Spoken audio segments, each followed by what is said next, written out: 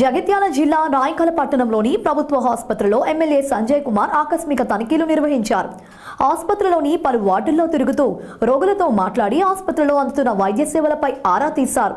ఆసుపత్రిలో పలు సమస్యలు ఆసుపత్రి సిబ్బంది ఎమ్మెల్యే దృష్టికి తీసుకురాగా త్వరలో సమస్యలు పరిష్కరిస్తానని హామీ ఇచ్చారు. అనంతరం పలు అంశాలపై డాక్టర్లతో చర్చించారు.